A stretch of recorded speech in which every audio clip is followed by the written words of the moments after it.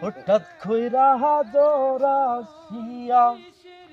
আসসালামু আলাইকুম ভাই। ওয়ালাইকুম সালাম। ভালো আছেন ভাই? হ্যাঁ, আলহামদুলিল্লাহ ভালো।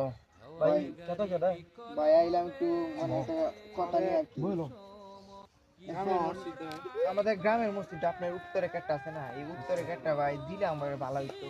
এই যে ফসল টসল করেন এটি যদি কাজে লাগাই, আমরা কিছু করে যদি মসজিদের টাইলস মাইস উন্নতি করতে পারি, কিংবা এসি মেসি লাগাইতাম, তাহলে তো আমারও ভালো হইতো, আপনাদেরও ভালো হইতো। গেটটা দিলে তো ভালো হইতো আমাদের। কিন্তু আল্লাহর ঘর বুঝছেন না ভাই। আল্লাহর ঘর মসজিদে দেওয়া ভালো। আমারও নিয়ত আছে যে আল্লাহর ঘর মসজিদে আমি কিছু একটা দিব। মসজিদ আছে না কেন জানো? কেন মসজিদের কমিটি সুদ ভাই, মসজিদে যত দান করা আছে সুদরা করতেছে, সুদের টিয়া যে জায়গায় যাইবো এই জায়গায় কিন্তু কোনোদিন আল্লাহর রহমত নাই। ঠিক ভাই, সুদের টিয়া দে এলাকা চলতেছে, সুদের টিয়া দে মসজিদ চলতেছে, মাহফিল দিতেছে, বিভিন্ন জায়গায় সুদের টিয়া। যে জায়গায় সুদের টিয়া আছে এই জায়গায় তো রহমতের টিয়া ধরার নেই। আর মসজিদ উন্নয়ন করার জন্য আমাদের কিছু কার্যকলাপ আছে। আমরা যদি গ্রামের অসহায় মানুষ 10 টাকাও দেয়, এই টাকাটা মসজিদে কাজে লাগে।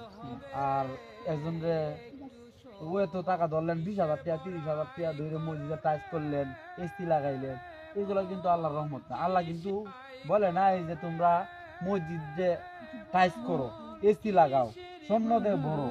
আল্লাহ কইছে কি যে তোমরা আমার ঘর তৈরি করো, যেভাবে তোমাদের অর্থ অনুযায়ী সামর্থ্য অনুযায়ী করো। টাইজ করো লাগবে